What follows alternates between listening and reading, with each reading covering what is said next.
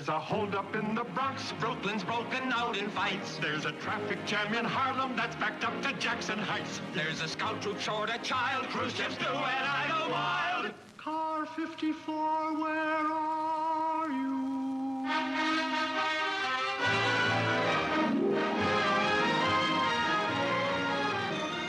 Tonight's program brought to you by Tide. Your wash gets cleaner every week with Tide. And by new push-button Lilt, the only home permanent that waves your hair with foam.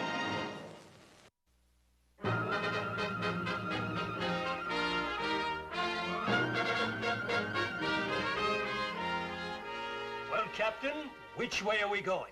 Have you planned the president's route? Yes, Commissioner. We picked the president up at Idlewild Airport. Take Van Wyck Boulevard, Long Island Expressway, Midtown Tunnel up First Avenue to the UN building. How does that sound to the Secret Service? Well, looks all right to us.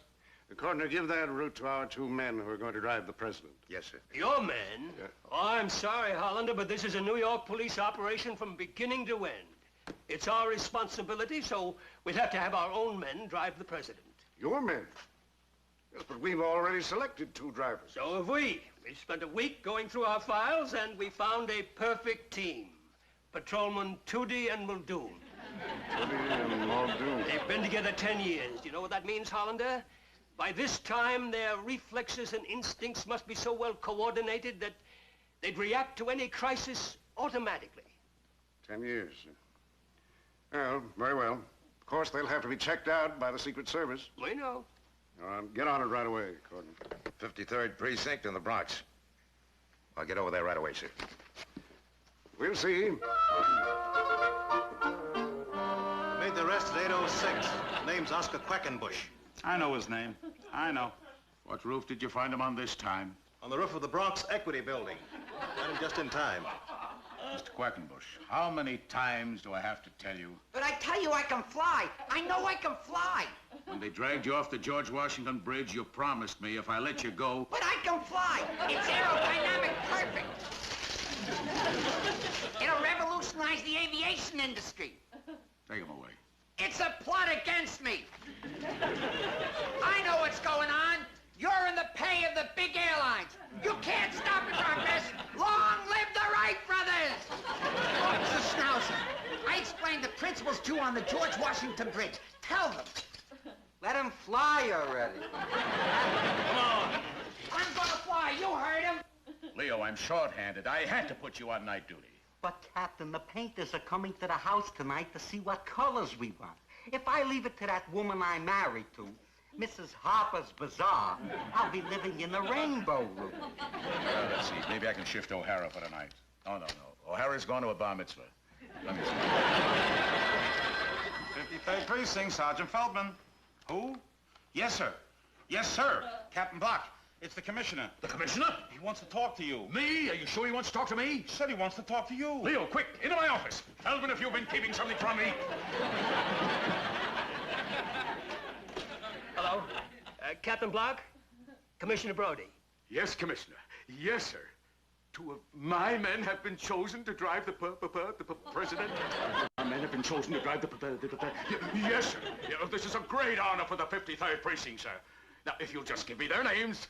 Patrolman Toody and Muldoon. Captain Block. Captain Block. What is it, Captain? He chose Toody and Muldoon. That's right, Toody and Muldoon. And, Captain, there's a Secret Service Inspector, Cordner, on his way down there now to check them out. I have reason to believe that he's going to try to find anything he can wrong with them so they can put their own men in as drivers. Now, remember, Captain, nothing must go wrong. Yes, sir. Toody and Muldoon, and nothing must go wrong. Toody and Muldoon are going to drive the president from the airport? Out of 24,000 policemen in New York, headquarters has to choose Toody and Muldoon to drive the president.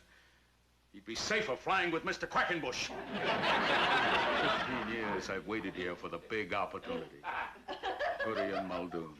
Now, what could go wrong? They can drive, and there'll be a police escort. They won't get lost. Send in Toody and Muldoon.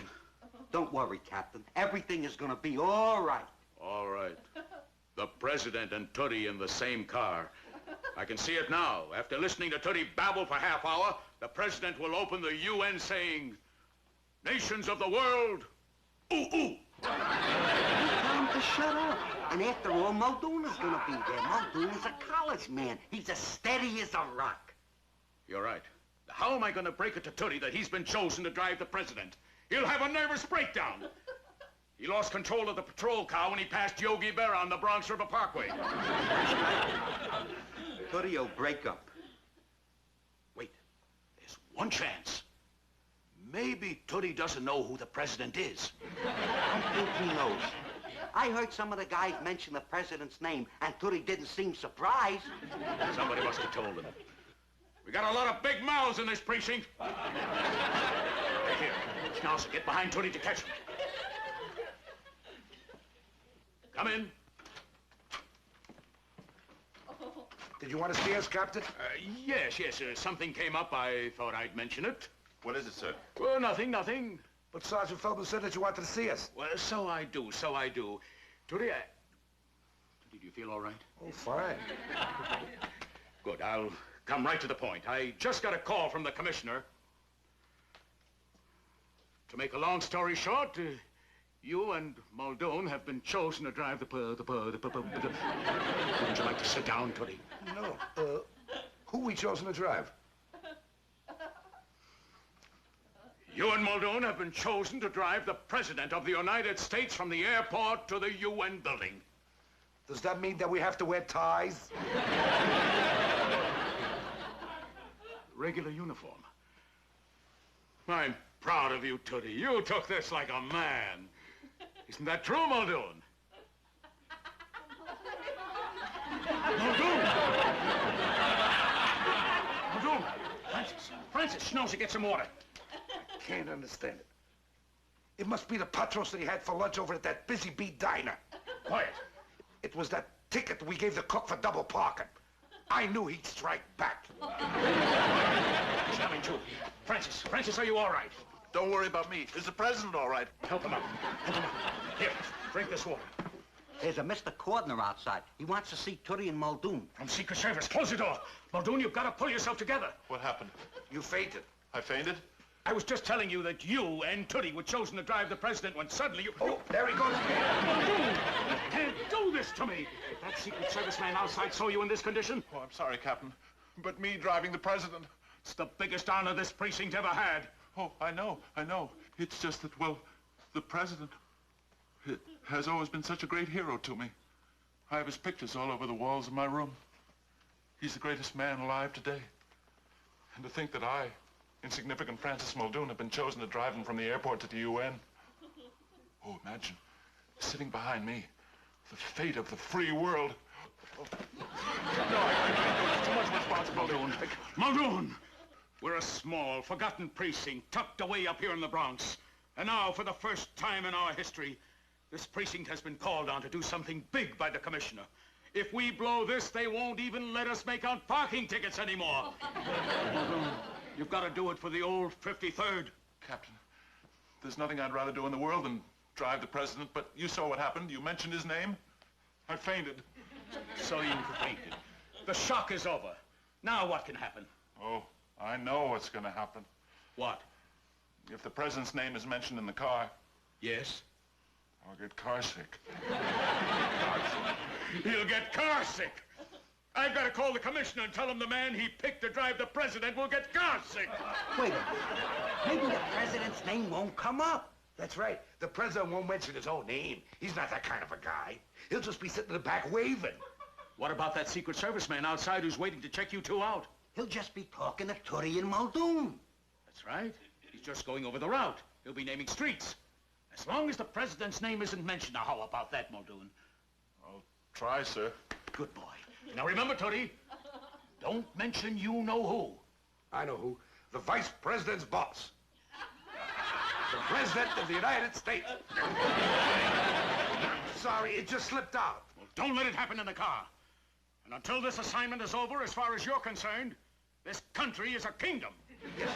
Don't worry about nothing. I'll take care of everything.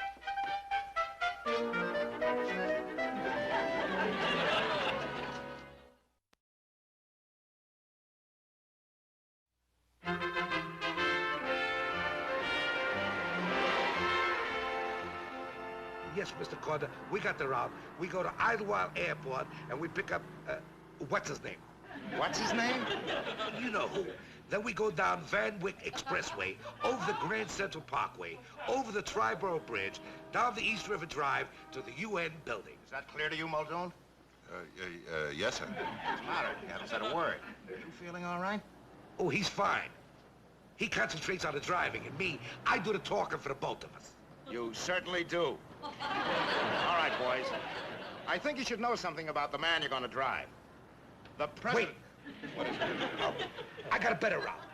We take the Long Island Expressway down the Major Deegan Thruway, and we swing around the UN building by the way of New Rochelle. New Rochelle? Yeah, that way we don't have to go over the Triborough Bridge, and it'll save us the 25 cents toll charge. Toll charge? It was just a thought. I guess the Secretary of the Treasury will be along, and he undoubtedly will have some change with him. Very likely. Now, as I was saying, the president... Wait. Now what? I got a different route. Different route? Yeah. We'll get off the Triborough Bridge and take Southern Boulevard. Isn't that the Bronx? Yes, but it goes right by my house. Your house? Yes. My house is situated halfway between the UN and the airport, and it'll be a good spot for you-know-who to stop and wash up. Wash up? Besides that, it'll shut up my wife Lucille once and for all about the people that I bring home with me. Oh, Mr. Toody, the route is already set. Now, will you let me talk? Yes, Mr. Corden. Now, when you're driving the president, now what? Corden? Is that your real name? What do you mean it's Corden, my real name?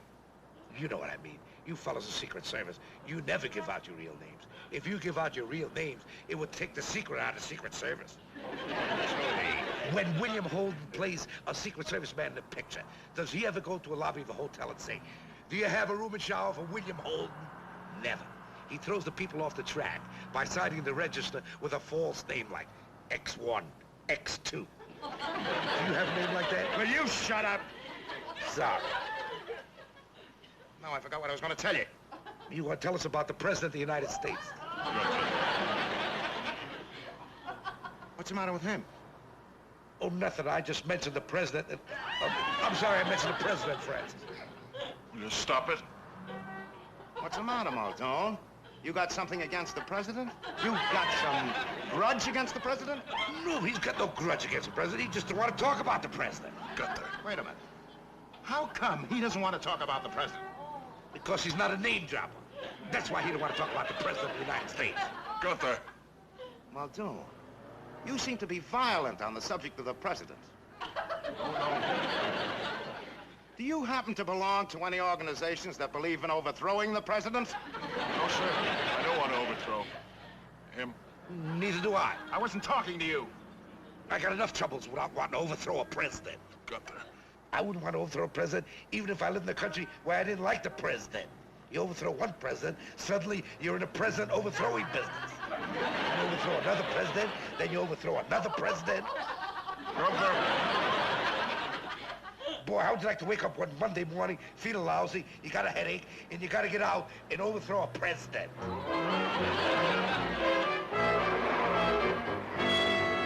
Why have we stopped?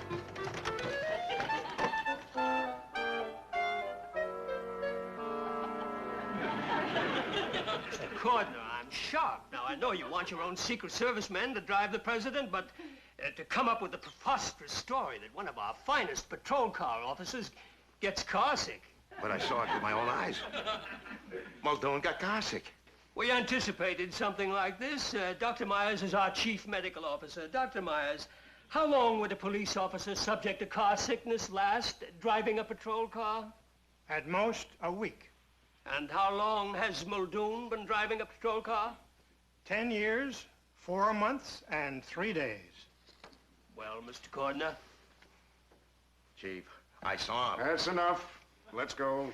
But, Chief, I tell you, A patrol car officer getting car sick. Are you all right?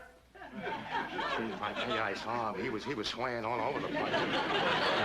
Yes, Commissioner. Muldoon, car sick? That's ridiculous. Oh, don't you worry, sir. We're staying right on our toes. Thank you. Cordner's coming back to finish checking you out this afternoon. Captain, I can't. Muldoon, you've got to go through with it. The commissioner himself went to bat for us. Muldoon, it's too big an honor for the precinct to give up on. There's got to be a cure for car sickness. Toody, take him to a doctor.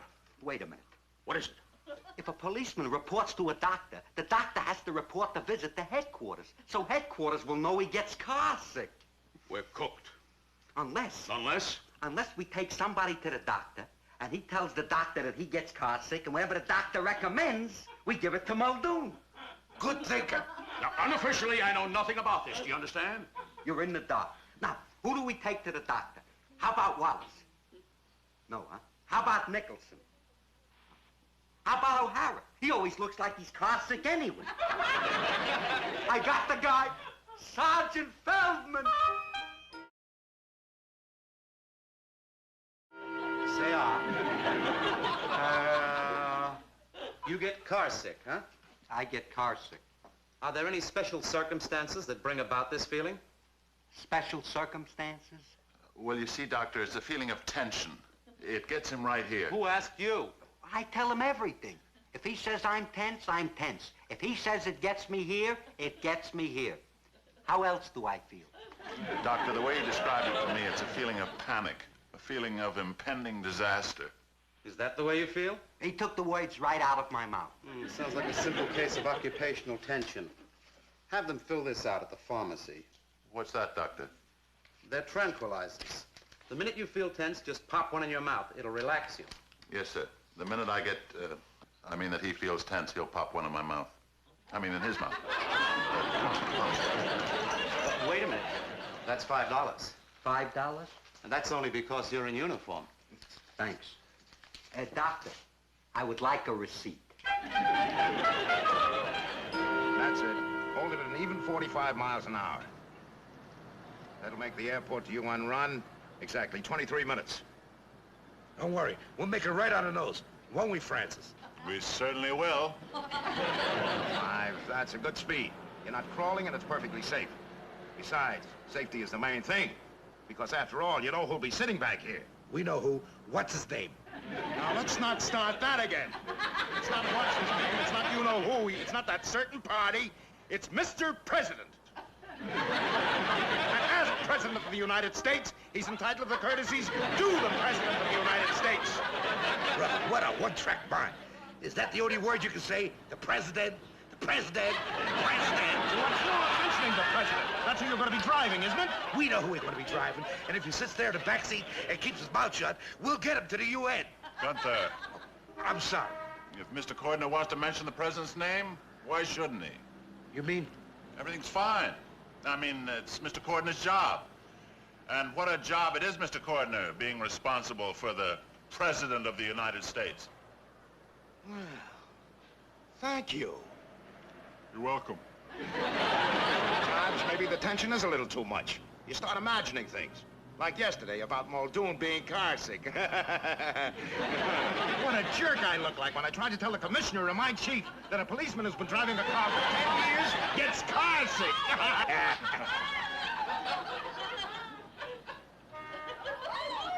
What's the matter with him? Nothing. Why?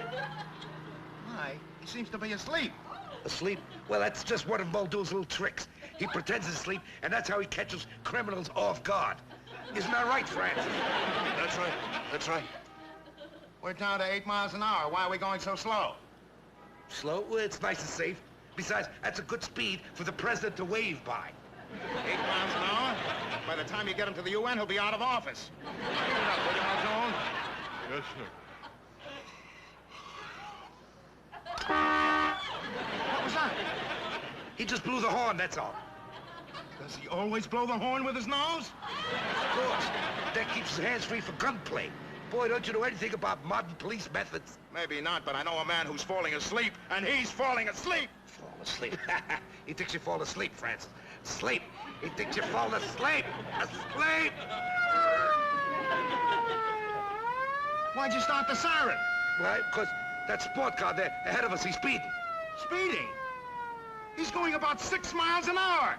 Well, there's a 5-mile-an-hour zone. Nice work. Now go get him, Tiger.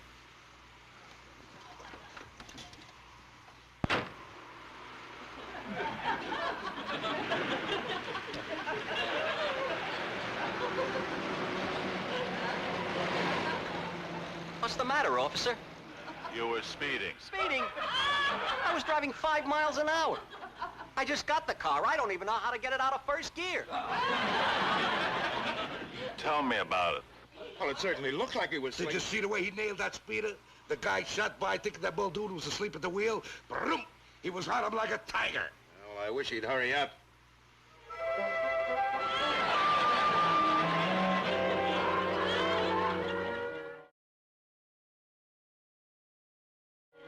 You gotta believe me. I tell you, Muldoon fell asleep.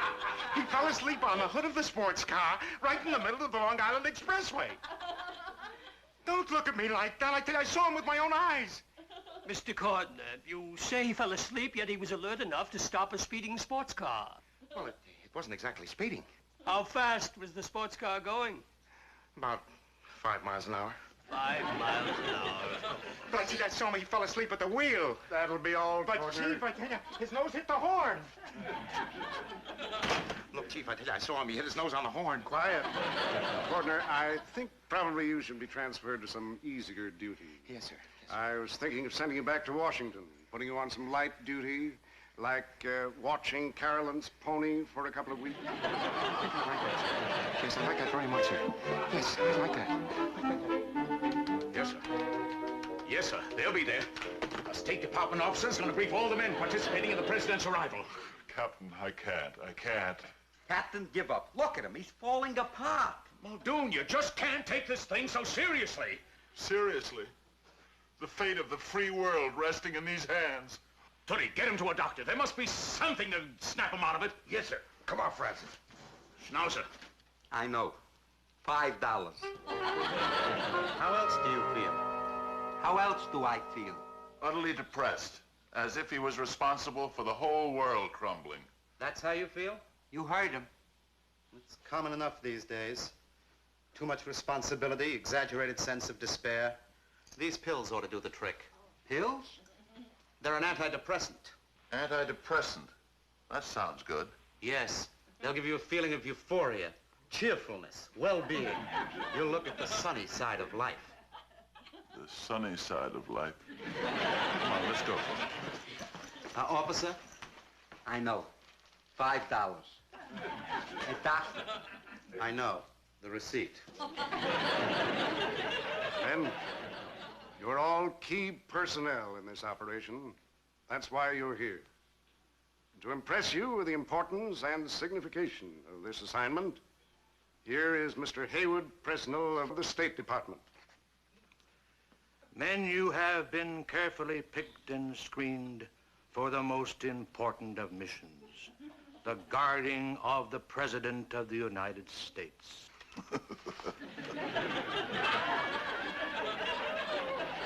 With the state that the world is in today, I don't have to tell you the seriousness of the job that lies ahead of you. Francis. In the delicately balanced state of the world today, I hesitate to even think of what could happen should anything go wrong. Should anything go wrong?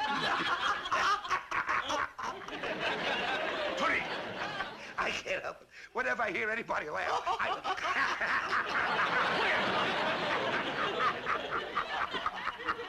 The fate of the president... The fate of the president?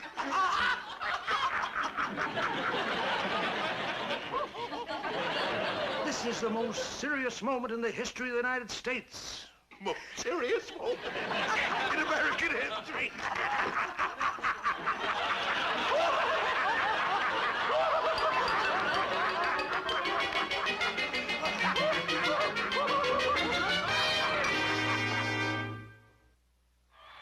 And here is the president after his triumphant message to the UN, being driven back to the airport where his plane waits to take him back to the nation's capital.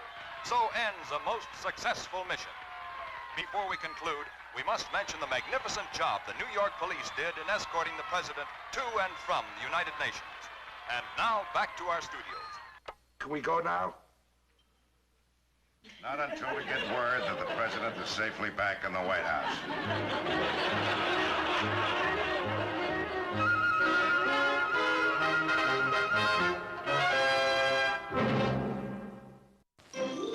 Tonight's program brought to you by Lava, the soap that gets hands clean right down to the fingernails. And by Ice Blue Secret Deodorant, helps keep you cool, calm, dry.